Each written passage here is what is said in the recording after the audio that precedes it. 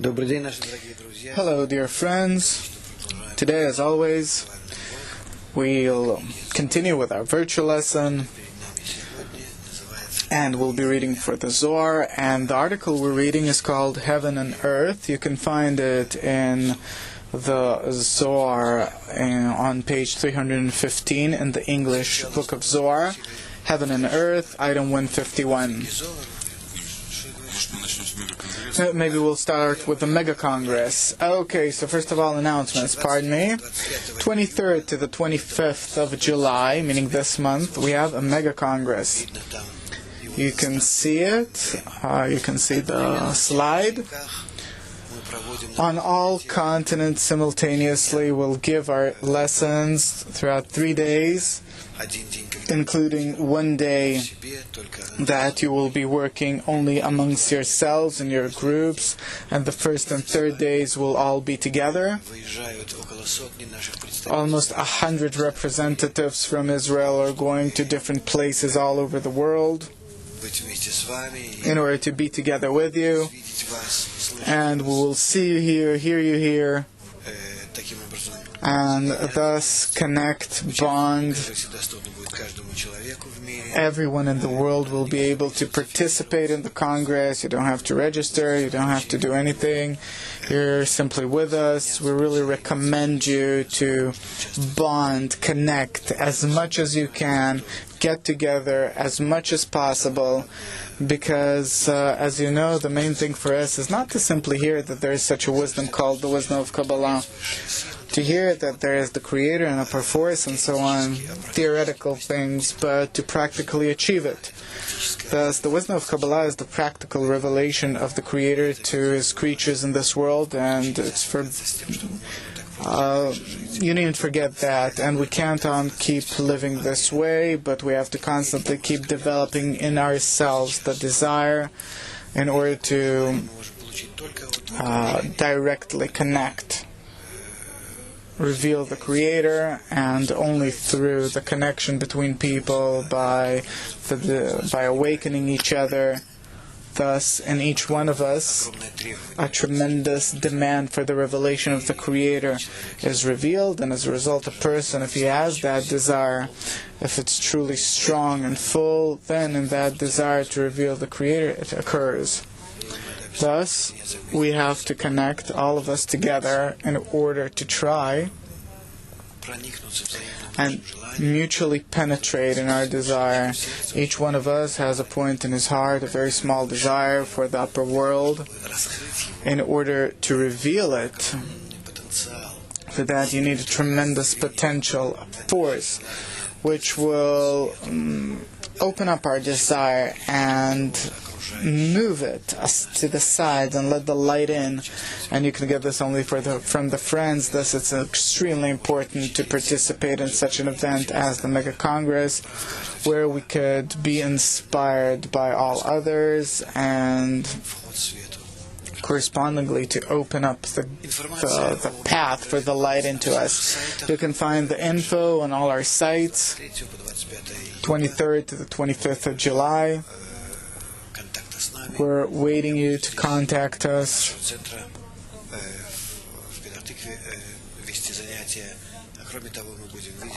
I'll give the lessons from here, from our center in Petah Tikva. Besides, we'll be in touch with all our friends all over the continent. So I'm asking you, please prepare yourselves for this event. Make around yourselves some small society, at least 2-3 people together. Even if you gather, you don't have any other place, it is preferable than sitting on your own by yourself. I wish all of us luck on this Congress. It has to be a very strong, powerful unification, and a few such unification, by several such unification, we can break through into the upper world. It only depends on our effort to finish this process. And now, the article Heaven and Earth. That's all there is, Heaven and Earth. The heaven is the attribute of the Creator, of Binah, the attribute of full bestowal. And Earth is called our attribute, the attribute of the Creator, of the creature. Thus it says, as Rabbi Shimon says here, in the beginning the Creator created the heaven and the earth. This verse should be examined carefully, for whoever claims that there is another Creator disappears from the world, as it is written.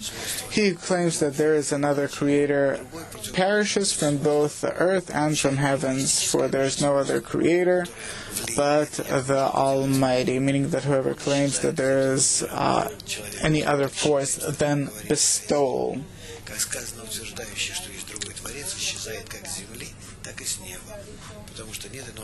So he vanishes both from earth and heavens, for there is no other Creator, meaning nothing higher there. We have to try and correctly explain, interpret every way in Kabbalah, every word in Kabbalah that has a tremendous inner meaning and weight to it. Thus, the heaven is Binah, earth is Malchut, the earth is the attribute of bestowal,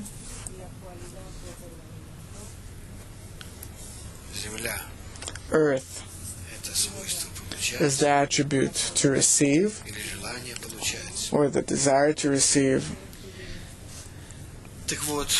So, above all this, above heaven, above earth, there's only one force, the Creator, that rules all this, both attribute of bestowal and of reception. And these two attributes, they're inside us.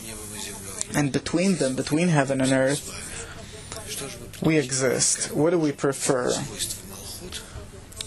How can we connect the attribute of Malchut with the attribute of Binah, and thus to express ourselves, grow inside us a targeted desire? In the beginning, the Creator has created heaven and earth, meaning to begin with the help of these two forces, the entire system of creation is built. These are two equal systems supporting the entire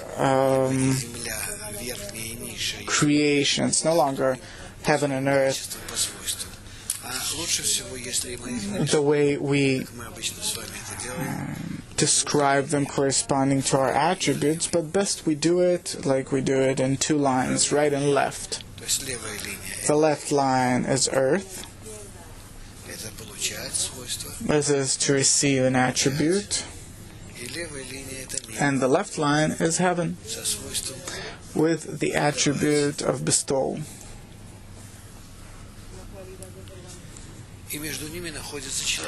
Between them there is man, we. Have to constantly accumulate in oneself these attributes, so that upon our egoism there will be the attribute of bestowal. Then, to the extent to which we acquire the attribute of bestowal, we have to receive the power to receive, and on the basis of that, to create the middle line.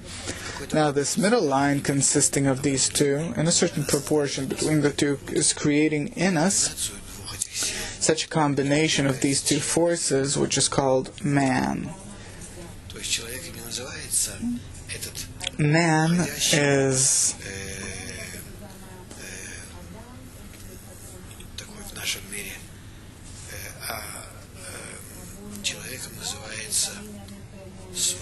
man means the attribute which we create in ourselves as a result of our point in the heart.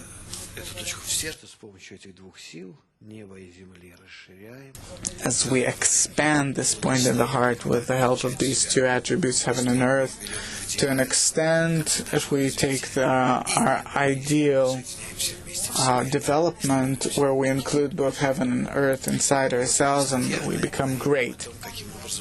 And this article tells us about how do we do it, what are the attributes we have to undergo, cause and consequence, actions we have to undergo, and all of these degrees we have to undergo them from the very first to the very last. in 6,000 years, as the book of Zohar says. The 6,000 years of our existence.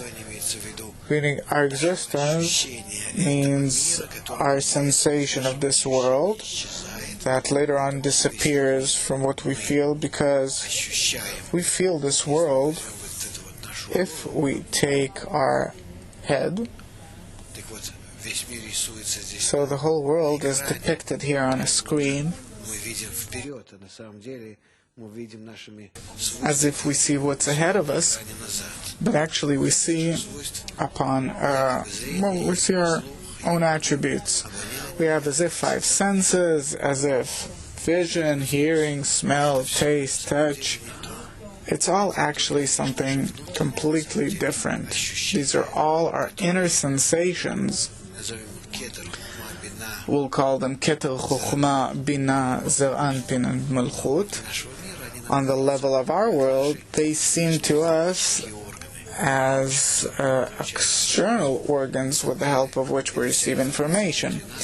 The truth is, this entire information is inside us, as the Zohar says, as the introduction to the book of Zohar says, many other Kabbalistic sources, and that's what science says. Thus, instead of starting to feel the world inside ourselves as a blind world where you feel only that which occurs inside you, we achieve such a state, such a perception of reality. We understand that it exists in us, it all exists inside us. There's nothing on the outside. And after we acknowledge this, that we're sealed actually, then only do we get the opportunity, the ability to come out of ourselves, start sensing the world outside of us. So this degree is called the state of the 6,000 years. It's not actually 6,000 years, it could be much less, but that's how this degree is called. After this degree of the attainment of the full correction, we no longer feel that world inside us the way we feel it inside ourselves now, inside us, all the others. We feel it on a different dimension. So, the right unification of heaven and earth inside us begets such a state where we ascend above heaven and earth. The book of Zohar says that we elevate all this from 2 parts, 2 pieces. This attribute of Bina, it consists of 2 parts. The attribute of heaven consists of Elokim.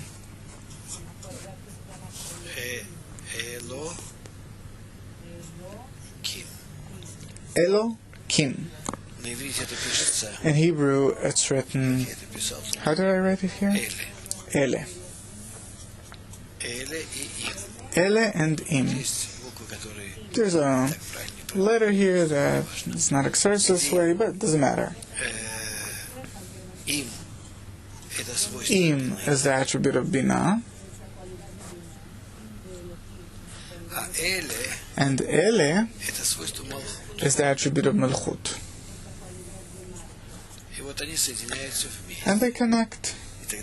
And then, as a result, appears the name of the Creator, Elohim.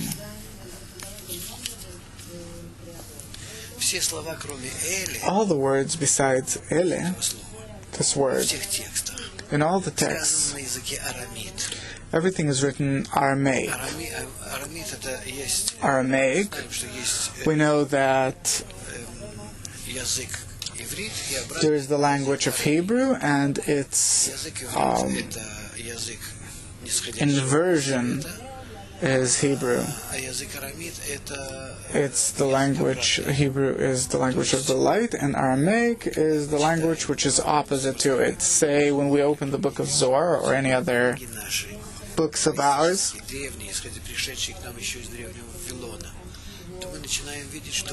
ancient Kabbalistic books that came to us from the times of Babylon. So we see that part of the book is written in Aramaic and part in Hebrew, and it could be written mixed also in the Zohar. It's written mixed. And the Zohar says, why does it happen so?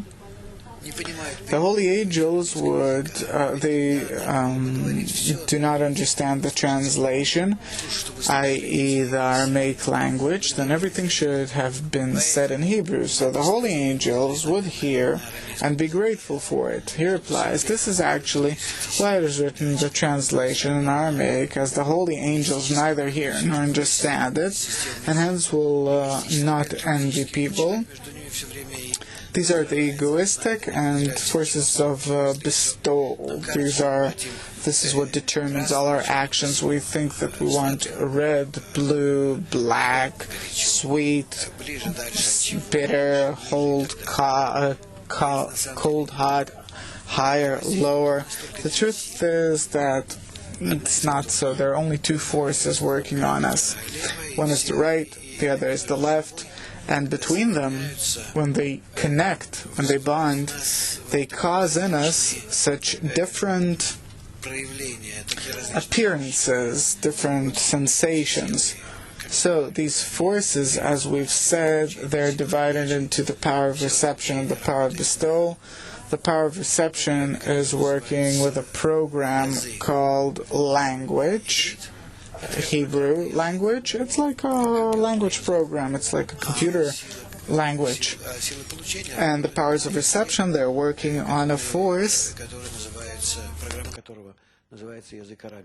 a program which is called the language of Aramaic. Actually, the language is simply a program. It's a computer program that governs an entire system of right or left forces. There are two forces, two systems, two great, big, eternal, all-including forces, and in between them are we, small, little, controlling them. And in these two systems, there are two programs that are opposite to one another. Each one corresponds its own system, but there are powers of Ele, the power of me, the power of reception and bestowal. Or these powers are called the powers of the Creator because they both govern us. These two systems, two forces, and we in between them. Meaning that the only difference between them is that he says that those forces which are called the forces of reception, they have a direct connection to the forces of Ele, because these are the forces that desire to receive, and thus there could be one atop the other here. If the program, the power of reception, will be subordinated to the desire to receive, then it will simply run us into the egoism out of which we won't be able to get out of. Thus, these forces of reception and bestowal, they work between themselves. Let's take a different system from what we've sketched here. They're working between them on an attribute, on such an attribute that this earth, meaning is Ele, this is the heavens, this is the attribute of me. Here the program is called Hebrew, and here the program is called Aramaic. Two equal languages. They both came from ancient Babylon.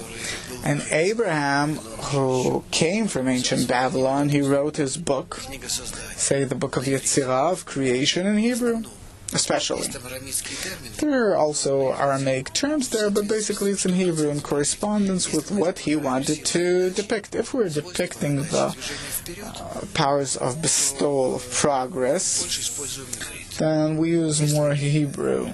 If we wish to act thus that we describe forces that are to do with attributes of reception, we do it in Aramaic. Thus, it says in Aramaic, the texts many times in Kabbalah are written so that the holy angels would not understand them. It says so. And so they will not take from a person his freedom of choice, because also in a group of these forces there would have not been the ability to create a constantly new heaven and earth. Here it says a lot about the world of Atzilut, and how mi ele, how these two parts, Elohim, the attributes of the Creator, they work on us. The thing is that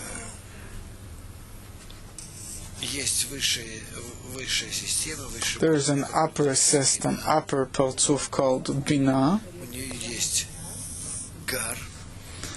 It has Gal, Galgalta and Enayim. Let's better write Galgalta and Enayim. It's called Mi. And the lower part, which is called Achab, or Ele. So this attribute of Bina, and Bina is called Elohim, meaning the general attribute of Mi Ele, Im and Ele. This is how they're here. They appear here.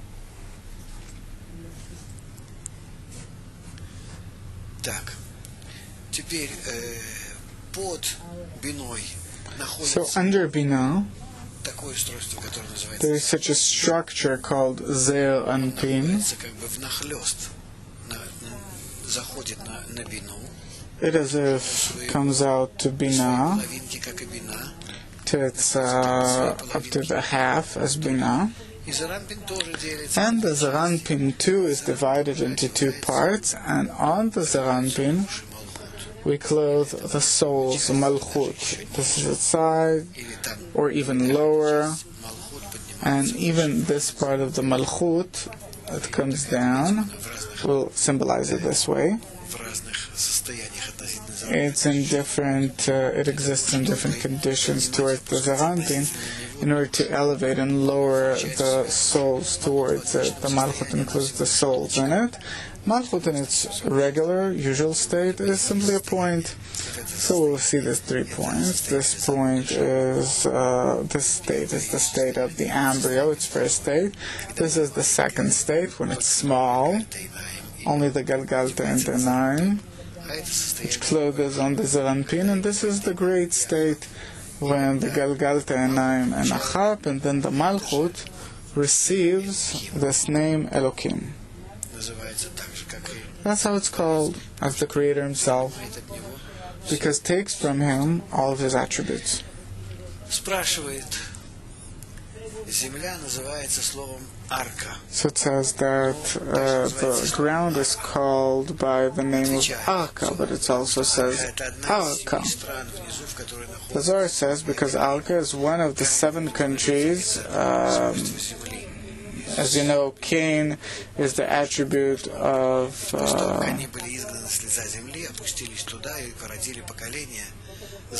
well, it says here where the sons of Cain's sons reside. Indeed, after being banished from the face of the earth, they descended there, and father generations' wisdom became so lost that all understanding was lost, and this is a double land consisting of darkness and light. So the Zohar says that between the heaven and earth there is this attribute of Bina, this is the heavens, and this is the attribute of Malchut, earth. And in between them we have the Zeranpin and the Malchut.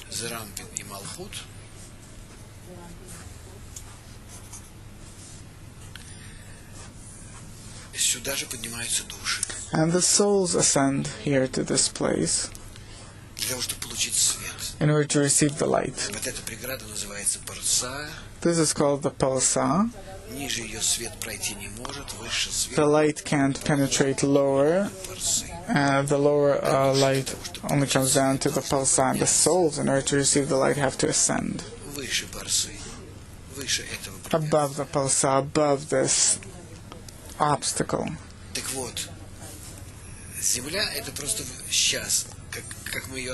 So Earth, it's simply some external envelope, it's a cover, it's an external crust.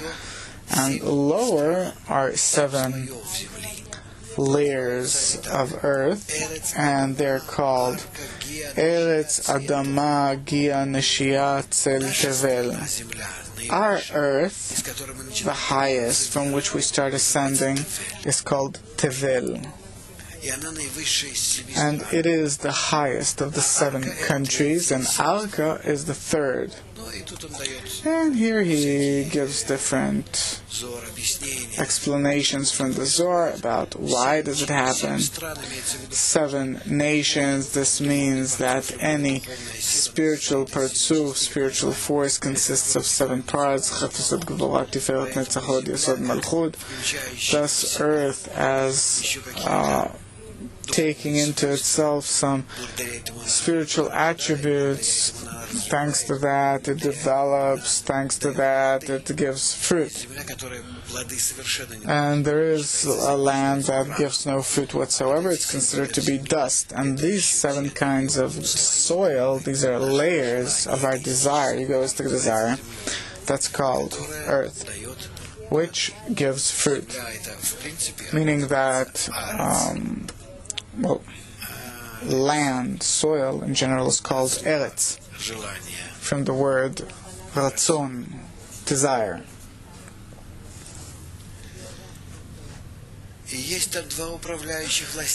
And there are 2 ruling forces inside that ground, inside all of its layers. One rules darkness and the other light, and they become hostile to each other. When Cain, it's the attribute inside us. Don't think about some person or some travel or something else. Descended there, they joined together and became complete. And they all saw that there were Cain's descendants. Therefore, their 2 heads are like 2 serpents. Except for when the ruler of light defeats the other, the ruler of darkness, hence they enter light and darkness and become as one.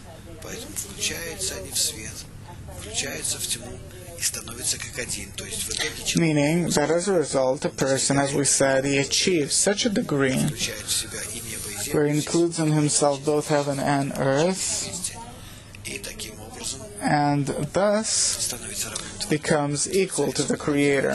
And these 2 forces, they come from the Creator, meaning we could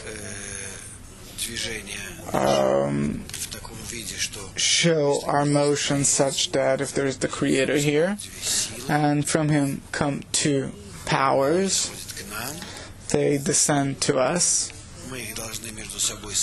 We have to connect them, and to start ascending, this is the point in the heart. Our body, it stays here. It's not taken into consideration, heaven and earth, but that's the point in the heart. We have to constantly elevate it this way to connecting in us these 2 forces, up to the point that we elevate it to such a degree that it will become equal to the power of the Creator, this ascent through the final line that we create.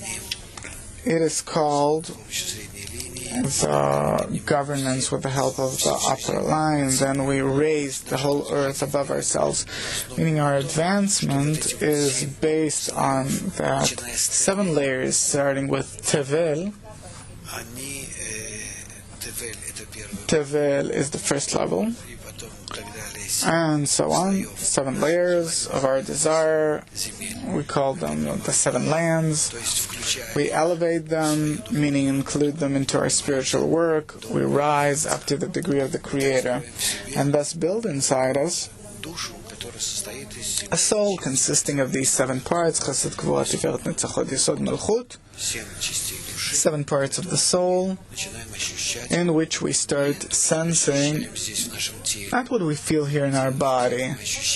In body, we feel our world.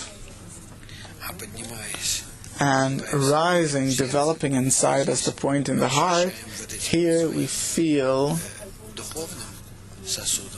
with our spiritual vessel, we feel the upper world.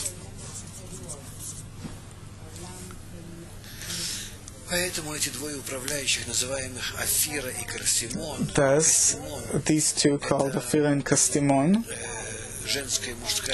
these are the female and male parts of our desire. They have the form of the holy angels with 6 wings. Why 6? As we said, Chesed, Gvura, Tiferet, Netzach. Oh, sorry, I'm writing in Hebrew.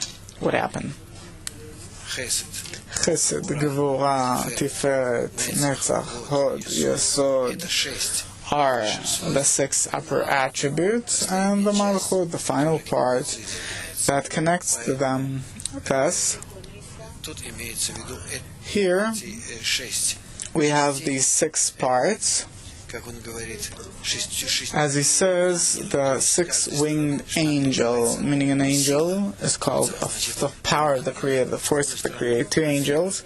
On the one side, Afira, and from the other side, Kastimon. Each one of them consists of 6 parts, and the Malchut that supports them, meaning starts elevating them above yourselves together, because unites with them with this most subtle level of Tevil, ending with the final 7th degree, and then the Malchut rises to the highest level. That's what he says about Afira and Kastimon. It says very little about them. I don't really have what to add here.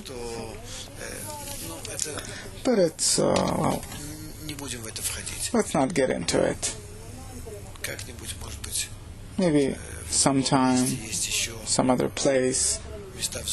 There are places in the Zohar that will look it up, and maybe it says there about it more elaborately. And it says, first of all, we know what serpent is. The serpent is the foundation of our egoistic desire. So it says, when they're covered, these Aflila and Kastimon, with darkness, they turn into a serpent with 2 heads. There is the foundation for a lowest ego. They're in emptiness. They start ascending and move like a serpent. They soar in the void and bathe in the great sea, Binah. And when they approach the chains of Azza and Azael, these are 2 tremendous forces, angels, which govern, rule everything. And the oppositeness between them, it is expressed in very tension. A person undergoes extreme tension, and they rile and rouse them and leap into the mountain of darkness, thinking that the Creator wishes to bring justice upon them. There are the powers of charity, so to say, and the powers of judgment. There are many explanations that I have added to this. We're only going through parts here. But here on each such piece there are 4 or 5 pages of explanation, so I'll try. Well, if you'll have any questions, I'll gladly answer. I have a problem. In our explanation of the book of Zohar, I can't get deep in and to speak as clearly as possible, although I know that it can be clear to speak to newcomers, although how can you? Simply open up the Zohar and start telling the newcomers about it something. When we're talking about confused terms, I understand all this, but like we said many times, the book isn't written in order for us to understand it. Not for it entirely, not for that. It's written in order to get the upper light out of it, to somehow try and draw it into yourself. In this case, it does its role. And these 2 Creator-appointed rulers swim in the great sea, Azza and Azael. I'm adding the Sea of Binah. Fly up from there and into the air. The air is the attribute of Chasadim above the Bina, in which the light of Chokhmah is absent, and at night go to Na'ama. It's where the light of Chokhmah shines without the light of Chasadim, and then man sees nothing, since his egoistic desire covers everything from him. It's Na'ama, the mother of witches. There are the male-female forces, egoistic, altruistic.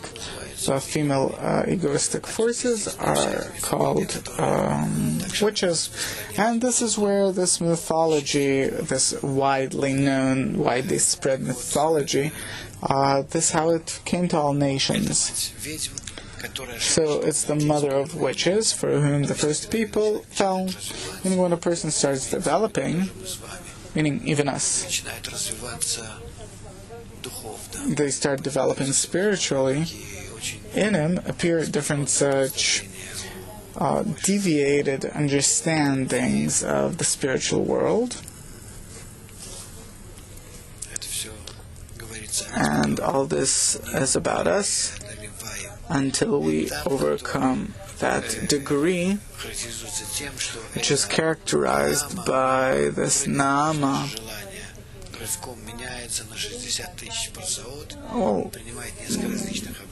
As it says, and they wish to approach her, but she leaves 60,000 pasot and assumes several different forms, so that people may be divided and enticed by her. The truth is that it separates a person from his ego, takes him up, throws him up. We feel these in ourselves, and these two return to their places, and they return to be the sons of Cain. Meaning, a person as a result, he continues to egoistically develop. We have to understand that the entire development we're undergoing in the world, it's under the influence of the light, only that the light is working oppositely. And this is also expressed in our earthly processes.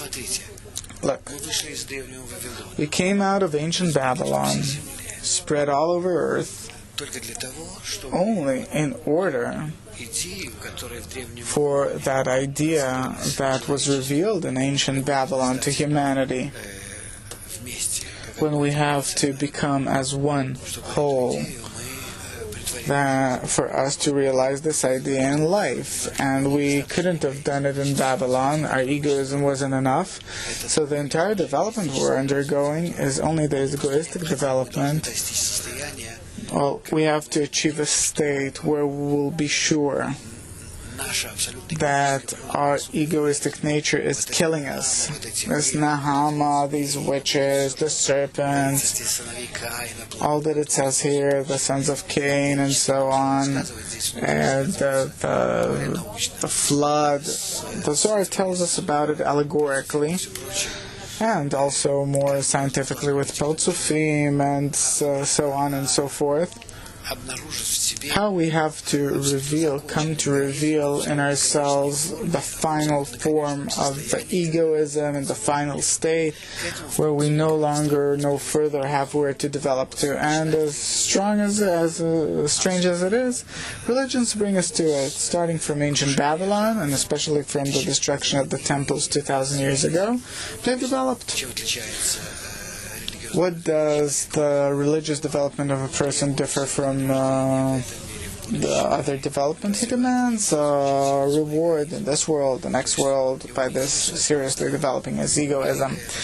He's not interested in the small existence of this world. Religion tells him that there is something greater.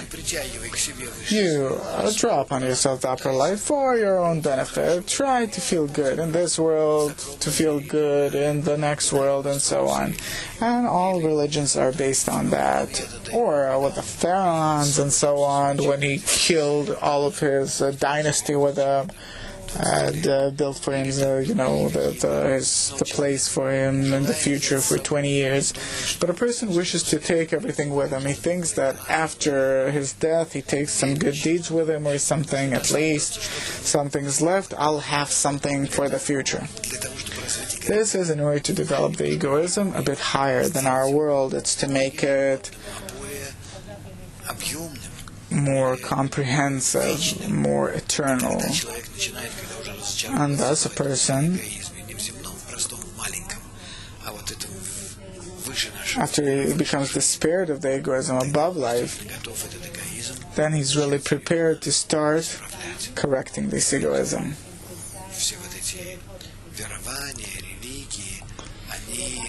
Thus, all these religions are under the influence of, they occurred under the influence of the egoism in order to bring us to, as if to some kind of a connection with upper forces, and then bring us despair, and then a person really gets a demand, okay, what will I do now with my thriving? This is called the evil inclination. I've created an evil inclination, I've given you the light to correct it. After humanity shall become despaired in all these evil beginnings, it shall demand the upper light for correction. And here it tells us about how our attributes are corrected. Item 159.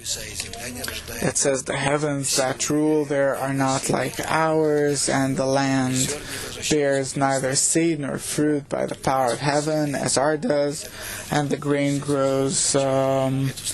grow again only once in several years, hence it is written of them. And again it writes, why is it partially in Aramaic, partially in Hebrew? Because the Aramaic itself is a translation with the help of which it will be possible, without noticing, to reveal the the egoistic attributes in us. Thus, to begin with, where did we read it? From the beginning of our conversation, we wrote that we have me, and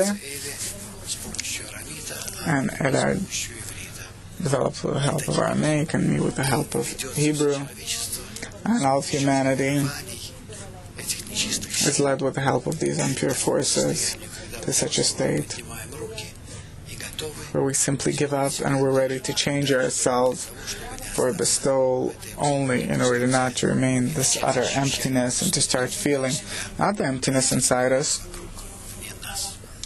but really the world outside us.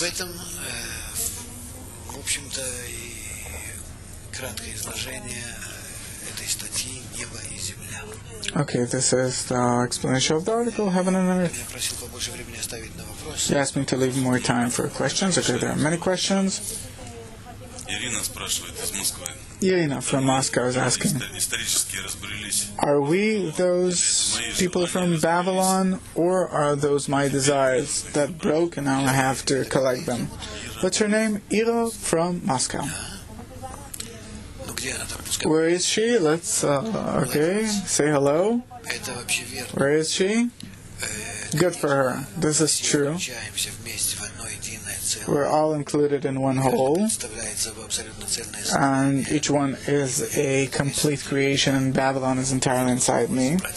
I have to sort it out inside myself, see in it all of my attributes, qualities, forces, and to depict all this as humanity inside me.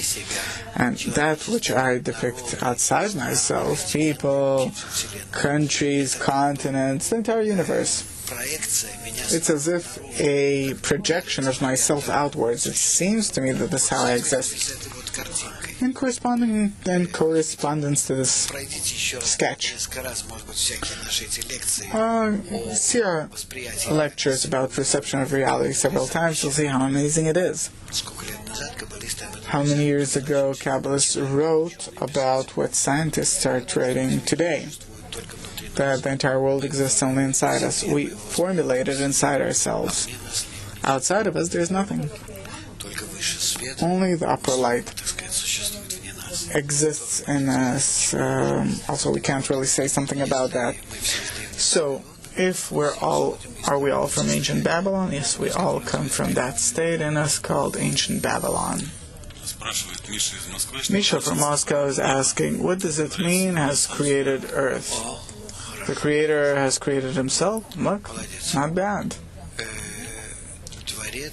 The Creator shows himself through the attribute of bestowal, that with the respective attribute of reception in us we call heaven.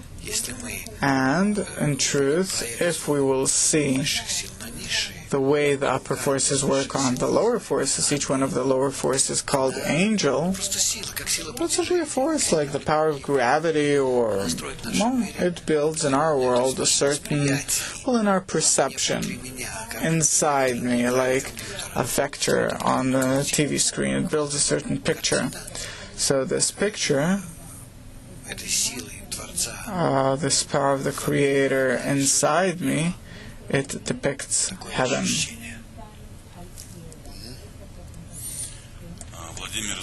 Vladimir from Vancouver.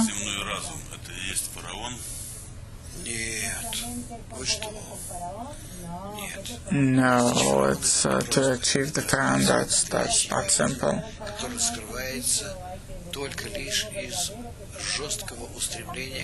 Only as strong thriving, if we'll try to bond between ourselves, we'll see that we don't want it, that we're ready for anything but that. We have such a great hate, which is called Mount Sinai. Sinai, in translation, is hatred. Then we shall see inside ourselves the attribute of Pharaoh, the attribute of rejecting.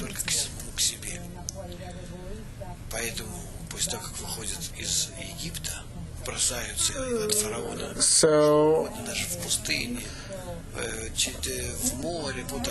in the ocean and whatever, allegorically, there is before them this terrible mountain of Sinai. They reveal hatred of humans towards each other. Their utter resentment. They don't want to accept each other. And along with it, the necessity to do it, otherwise you will not be able to exist. Pharaoh catches your egoism and kills it. Alexander from Sacramento is looking for an analogy, maybe for the sense of egoism inside himself. Is it possible to compare the developing egoism of a person with an opening umbrella closed on the lowest level, opening up on the highest level as an allegory? Is it possible to do something with it? Well, if it seems to him that way, no problem. Why not? Really, it's open from down up, and even the umbrella is nice, because when a person opens this egoism above himself, oh, thank you very much, yeah, maybe we can use it. When a person comes together with the Creator, is he himself cancelled as a result? Under no circumstances. This is how we were.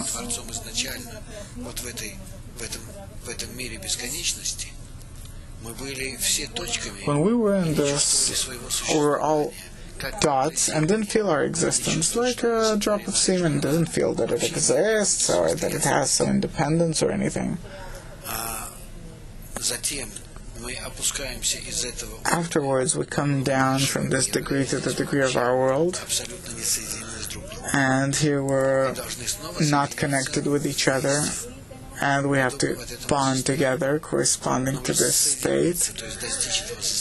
But to achieve this state, we need to do it all together through bonding between ourselves. So when we try to bond between ourselves and to, as if, create this world of infinity out of ourselves, out of our own forces, out of our connections, then we undergo different stages here. First, it's hatred. Afterwards, need, necessity, need, bonding. Afterwards, after the acknowledgement of the necessity of me not being able to do anything myself, meaning as a demand in light, Afterwards, they start bonding, unification, connection, a reciprocal reception, and afterwards, inside myself, I start to feel the attribute of the Creator. Meaning there's a revelation of the Creator going on. All these degrees, they go by very quickly. You needn't somehow look at them as very long or something. No, the main thing is the first degree. The hardest thing is the first connection with the Creator. But when we achieve this state, undergoing all these states independently, we are not cancelled, but we become entirely equal to the Creator, eternal in all our powers, perception of Himself. A question from Peter: why does it say that Earth disappears? Doesn't the person remain an attribute of bestowal? No, Earth doesn't have reception. No, Earth doesn't disappear. It arises together with the Binah. We say that Earth and Binah, in the way they're realized, used, they ascend to the degree of utter bestowal. But none of the attributes is lost. What changes is simply the character of how you use these things, the style of work with these two attributes for bestowal. Yes? A student from the States is asking, which attributes can we name Pharaoh? How to depict it. Pharaoh is the opposite to the Creator attribute. We have in history several such examples. Like Pharaoh, maybe less known to you, Hashverosh. It is the opposite of the Creator attributes. It's when the Creator plays with us, only dressing in the opposite egoistic attribute, meaning instead of the attribute of bestowal, he works in an inverse fashion towards himself. The same attribute existed during the flood, where the merciful attribute of the Creator turns into the very opposite, a very rough force of flood. What does man do in this case? Only to connect to his Galgal and bestowing forces and to hide in them. This is the Noah's Ark.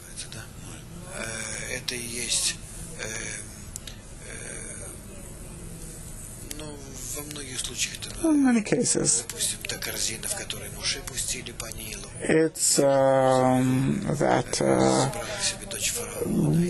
basket in which they kind of found Pharaoh in the Nile, and the daughter of Pharaoh took him in. It's the female womb in which the future fruit, the baby, develops in. It's that which is called the attribute of Binah, that surrounds, guards, protects, creates an excellent environment for development, for our development. This is what we have to thrive for to begin with in our spiritual development, because these are truly the preliminary degrees that we see on all levels, and becoming greater, we undergo the degrees of growing and so on. Custom, South America. How does a person know that he met Pharaoh? It's a very good attribute. Pharaoh shows himself so clearly that it's impossible to confuse it with anything else.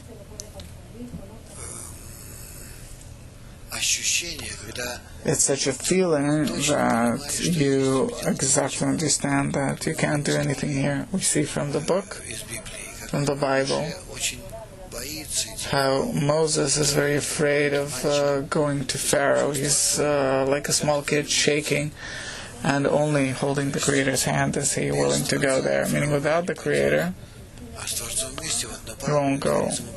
So the Creator tells him, I'll go with you. Otherwise, you won't meet this tremendous force created with the Creator, by the Creator against him, in order for a person to have the freedom of choice to exist between these two forces.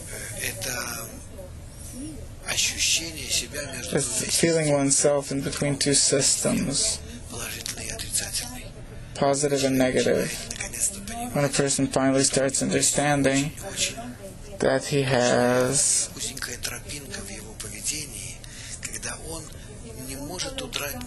very thin path, he must correctly formulate them inside him. And when he does formulate them correctly, as a result, he builds on these attributes of soul. Thus, we have to understand all these positive, negative attributes that actually the Creator plays in himself, putting on such a terrible mask upon himself. And thus in our world, although it seems to us that we're in constant problems and really up to death and betrayal and different actions upon ourselves, actually it all comes from the Creator. The opposite side that tries to bring us to the recognition of evil this way.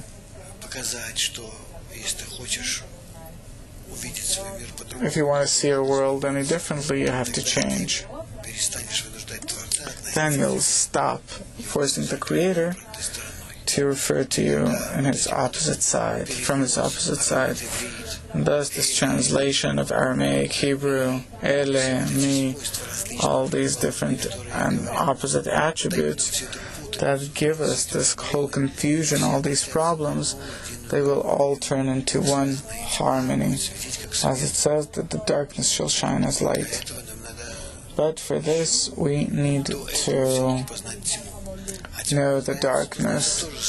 And the darkness comes also only through the attributes of light, meaning if now we'll start to seriously study Kabbalah, draw the upper light to us, the darkness will be revealed to us. But this darkness will be revealed in light. We'll already know why is it revealed, and the meaning of this darkness. We'll welcome it, because thanks to it, like that, with the help of pepper, salt, things that are very hard to eat, we give the taste of food. Same here. All the darkness has to be revealed, but if you see it in the light, then it gives you the taste, where you see in the contrast between the darkness and the light, all the attributes of the Creator. And you can integrate them into yourself. We'll finish our lesson. I just want to say again, give me the page please. Yogi is asking, how to best prepare ourselves for the Congress. Get on this Kabbalahinfo in all languages. Find out songs, clips, lectures, preparations. We'll answer all that. We have to bond between ourselves such that this mega Congress, to turn it into a tremendous mutual act of bonding. Then in this unification, we might feel the upper force. And for a unification to achieve such a degree that to a certain extent it will be similar to the Creator. All the best. Goodbye.